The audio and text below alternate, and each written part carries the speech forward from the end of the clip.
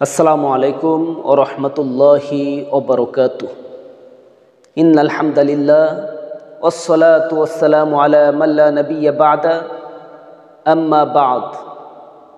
দর্শক, এক ভাই প্রশ্ন করেছে, প্রতিবেশীর সাথে কেমন আচরণ করা উচিত?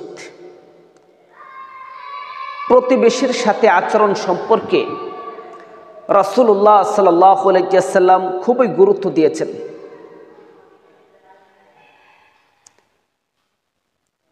রাসূলুল্লাহ সাল্লাল্লাহু আলাইহি ওয়াসাল্লাম আমার আপনার নবীকে বারবার বলেছেন,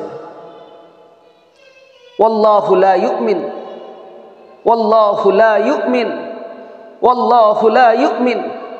ওই ব্যক্তি কখনোই মুমিন হতে পারবে না, ঈমানদার হতে পারবে না যে তার প্রতিবেশীর সাথে খারাপ আচরণ করে।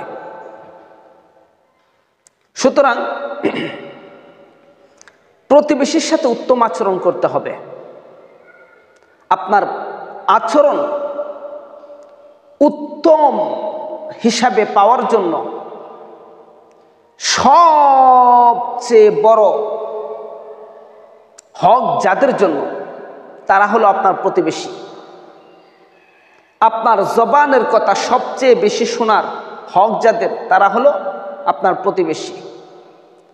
আপনার ফয়েজ বরকত নেওয়ার জন্য সবচেয়ে বড় সর্বপ্রথম হক যাদের, তারা হলো আপনার প্রতিবেশী।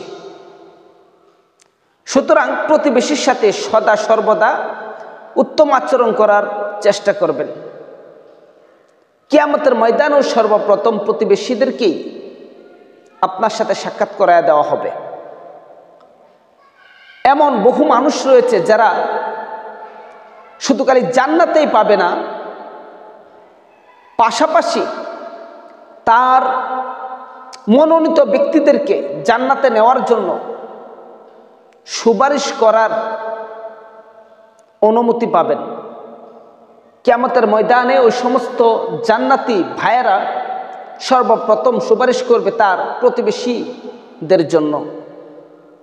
এখন আপনি যদি আপনার প্রতিবেশীদের সাথে উত্তম আচরণ না করেন, আপনার প্রতিবেশীদের সাথে খারাপ বিহেভ করেন, তাহলে সেদিন আপনার কি অবস্থা হবে? সেদিন তো আপনি ওই ভাইয়ের দ্বারা, যদি আপনার এলাকার ভিতরে কোনো একটা ব্যক্তি জান্নাতি ব্যক্তি হয়, কোনো কারণে কেউ যদি জান্নাত পায়, আর যদি তাকে আল্লাহ তাআলা সুপারিশ করার দায়িত্ব দেন, সুপারিশ করার অনুমতি দেন, তাহলে আপনার ব্যবহারের কারণে ওই দিন ওই ভাইয়ের, জান্নাতি ভাইয়ের সুপারিশটা আপনি পেলেন না। এই জন্য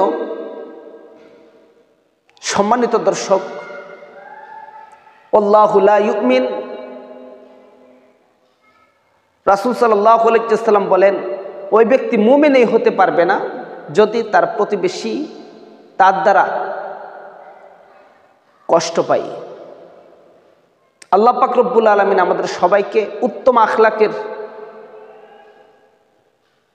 মানুষ হওয়ার তৌফিক দান করুন।